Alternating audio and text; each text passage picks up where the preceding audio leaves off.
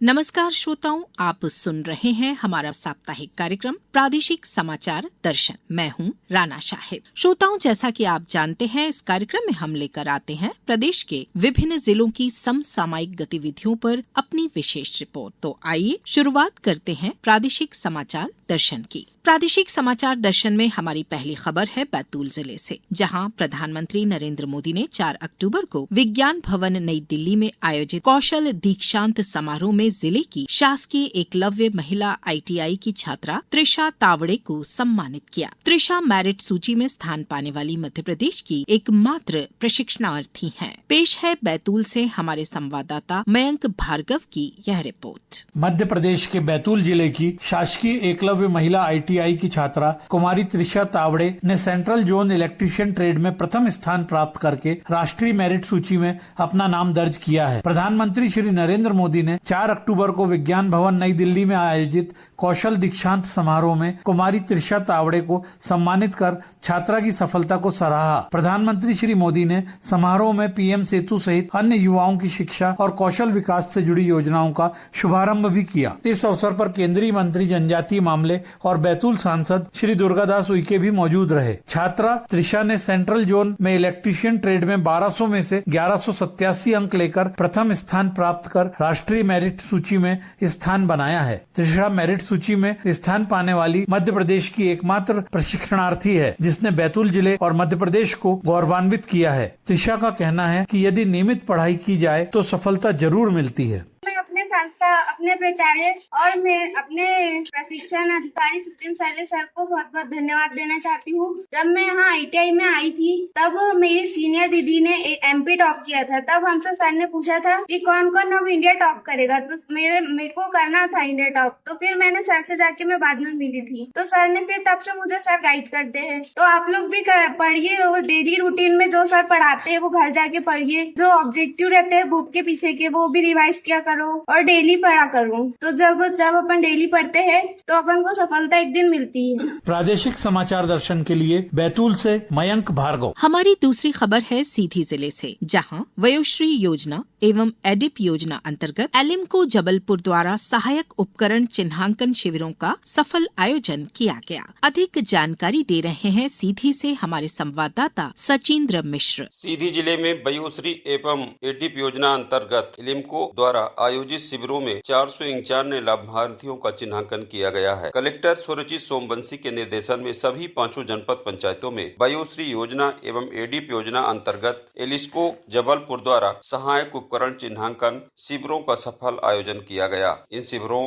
का उद्देश्य वरिष्ठ नागरिकों और दिव्यांग जनों का आवश्यक सहायक उपकरण प्रदान कर उन्हें आत्मनिर्भर और सम्मानजनक जीवन जीने के लिए प्रोत्साहित करना रहा है। जिले भर में आयोजित शिविरों में कुल 451 नए लाभार्थियों का चिन्हांकन किया गया, जिसमें वयोश्री योजना अंतर्गत 242 वृद्धजन तथा एडिप योजना अंतर्गत 249 दिव्यांग जन शामिल रहे हैं। इन शिविरों में विभिन्न जनप्रतिनिधियों और अधिकारियों की उपस्थिति ने कार्यक्रम को और अधिक सार्थक बना दिया। बात करें सीधी जनपद पंचायत की, जहां पर आयोजित अंतिम शिविर में कुल 116 लाभार्थियों का चिन्हांकन किया गया। इस शिविर में कुल 130 पंजीकरण हुए, जिसमें से 116 पात्र पाए गए हैं। सिहावल की बात की जाए तो आयोजित शिविर में कुल 124 पंजीकरण प्राप्त हुए, जिसमें से 111 लाभार्थियों का चिन्हांकन किया गया। वहीं जनपद पंचायत मझौली सभागार में आयोजित शिविर में कुल 111 पंजीकरण प्राप्त हुए हैं, जिसमें से 50 लाभार्थियों का चिन्हांकन किया गया। उधर जनपद पंचायत रामपुर नैकिन के सभागार में आयोजित शिविर में कुल 126 पंजीकरण प्राप्त हुए, जिनमें से 110 लाभार्थियों का चिन्हांकन किया गया। आदिवासी बाहुल्य जनपद पंचायत कुसमी के सभागार में आयोजित शिविर में 63 पंजीकरण हुए हैं, जिनमें से 54 लाभार्थियों का चिन्हांकन किया गया। जिले के सभी 5 जनपदों सीधी, सिहावल, मझौली, रामपुर नैकिन और कुसमी में आयोजित शिविरों के माध्यम से कुल 554 पंजीकरण प्राप्त हुए, जिनमें से 491 पात्र लाभार्थियों का चिन्हांकन किया गया। इनमें वयोश्री योजना के तहत 242 वृद्धजन और एडिप योजना के तहत 249 दिव्यांगजन शामिल रहे हैं। इन शिविरों ने न केवल जरूरतमंदों को सहायक उपकरण प्राप्त करने का अवसर प्रदान किया,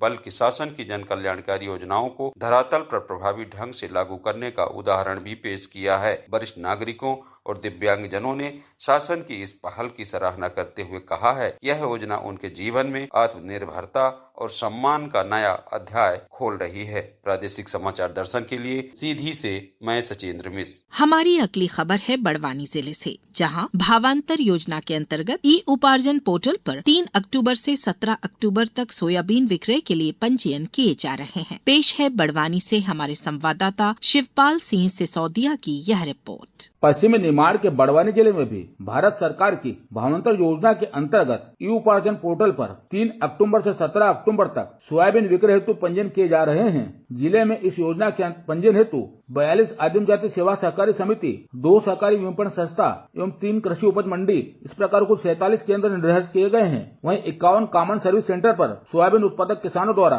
सोयाबीन का पंजीयन करवाया जा सकता है। योजना के प्रचार प्रसार हेतु सहकारी समिति पंचायत स्तर पर पैम्पलेट चस्पा करने तथा कृषि रथ द्वारा योजना का प्रचार प्रसार किया जा रहा है। वहीं विकास खंडों में मैदानी अमले द्वारा ग्राम चौपाल तथा खेतों पर जाकर किसानों को पंजीयन करने की सलाह दी जा रही है। योजना में अभी तक 4,411 कृषकों द्वारा 4,631.9 हेक्टेयर रकबा का पंजीयन करवाया गया है। भावांतर योजना को लेकर कलेक्टर जयती सिंह ने बताया कि 3 अक्टूबर से 17 अक्टूबर के मध्य इसमें सोयाबीन के कृषकों का पंजीयन नियत किया गया है। इसमें जो पंजीयन है वो जो हमारी समिति है वहाँ पंजीयन केंद्र बनाए गए हैं, मंडी है जहाँ पे पंजीयन केंद्र है। इसके अलावा जो MP किसान ऐप है उसके माध्यम से भी हमारे कृषक भाई स्वयं पंजीयन कर सकते हैं। तो इस प्रकार से पंजीयन की सुविधा उपलब्ध कराई गई है।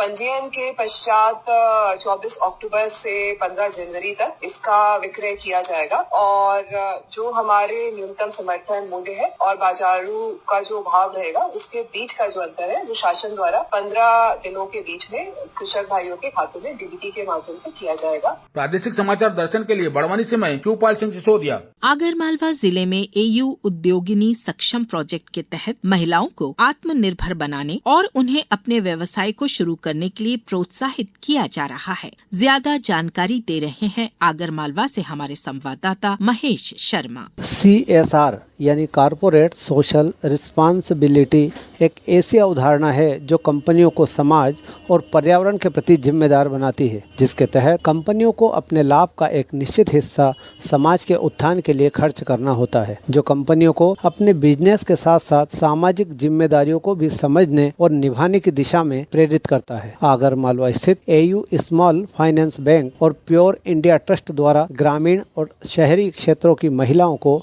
व्यापार और बिजनेस के क्षेत्र में सशक्त बनाने हेतु जिले की 38 AU उद्योगिनी महिलाओं की दुकानों का उद्घाटन बीते दिनों किया गया। इन दुकानों में किराना स्टोर, टेलरिंग, ब्यूटी पार्लर, आटा चक्की, matching centre, cosmetic, readymade cloth, fancy items और sari, blouse, fall pico machine आदि शामिल हैं। आजीविका मिशन आगरमालवा के जिला प्रबंधक संजय सक्सेना ने बताया कि इस अवसर पर महिलाओं ने अपने व्यवसाय को शुरू करने के लिए उत्साह और जोश दिखाया। वहीं AU उद्योगिनी सक्षम प्रोजेक्ट के तहत इन महिलाओं को व्यवसाय शुरू करने के लिए आवश्यक प्रशिक्षण और वित्तीय सहायता भी अनुदान के रूप में प्रदान की गई। प्रादेशिक समाचार दर्शन के लिए आगरमालवा से मैं महेश शर्मा। अब हम रुख करते हैं उमरिया जिले की तरफ, जहां धान उपार्जन के लिए किसानों का पंजीयन 11 अक्टूबर तक किया गया है। अधिक जानकारी दे रहे हैं उमरिया से हमारे संवाददाता अरुण कुमार त्रिपाठी। उमरिया जिले में आगामी खरीफ की मुख्य फसल धान की विपणन संघ के माध्यम से खरीदी के लिए किसानों का पंजीयन किया जा चुका है। बीते 15 सितंबर से जिले भर के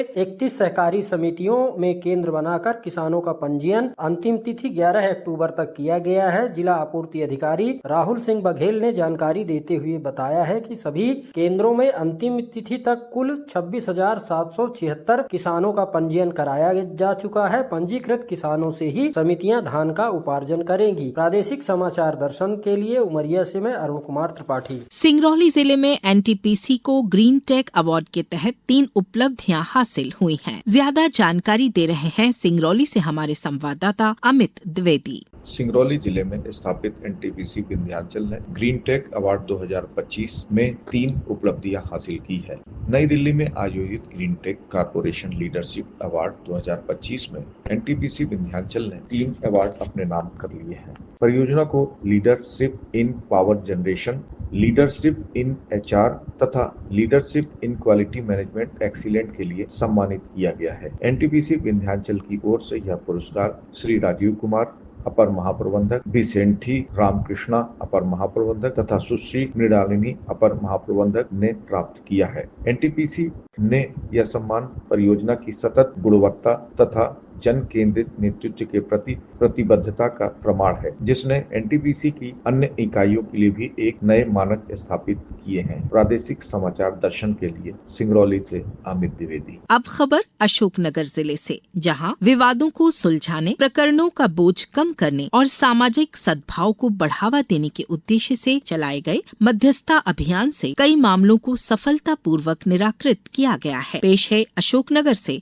हमारे संवाददाता डॉक्टर नीरज शुक्ला की यह रिपोर्ट। राष्ट्रीय विधिक सेवा प्राधिकरण और मध्यस्थता एवं सुलह परियोजना समिति प्रदेश के न्यायालयों के माध्यम से सामाजिक सरोकार के हित में कार्य कर रही है। विवादों को सुलझाने, प्रकरणों का बोझ कम करने और सामाजिक सद्भाव को बढ़ावा देने के उद्देश्य से पूरे प्रदेश के न्यायालयों में राष्ट्र के लिए मध्यस्थता एक 90 दिवसीय विशेष अभियान चलाया गया। यह अभियान 1 जुलाई से 7 अक्टूबर तक राज्य भर के तहसील न्यायालयों से लेकर उच्च न्यायालयों तक चलाया गया। अशोकनगर जिला विधिक सेवा प्राधिकरण के अध्यक्ष जिला न्यायाधीश सतीश चंद्र शर्मा ने बताया कि अभियान के दौरान पूरे प्रदेश में मध्यस्थता के माध्यम से कुल 4,552 मामलों का सफलतापूर्वक निपटारा किया गया है। अशोकनगर जिले में 386 प्रकरणों को मध्यस्थता में रखा गया था, जिसमें 119 प्रकरणों को मध्यस्थता के माध्यम से निराकृत किया है, जिसमें लंबे समय से लंबित मामले भी शामिल थे। निपटाए गए मामलों में वैवाहिक विवाद, दुर्घटना दावे, घरेलू हिंसा, चेक बाउंस मामले, आपराधिक समझौते योग्य मामले, उपभोक्ता विवाद, ऋण वसूली, बंटवारा, बेदखली, भूमि अधिग्रहण एवं अन्य संबंधित दीवाने मामले शामिल थे। अशोकनगर से प्रादेशिक समाचार दर्शन के लिए डॉक्टर नीरज शुक्ला की रिपोर्ट। तो श्रोताओं, ये था हमारा कार्यक्रम प्रादेशिक समाचार दर्शन। आज के लिए इतना ही। फिर मिलेंगे इसी दिन इसी समय। दीजिए इजाजत। नमस्कार।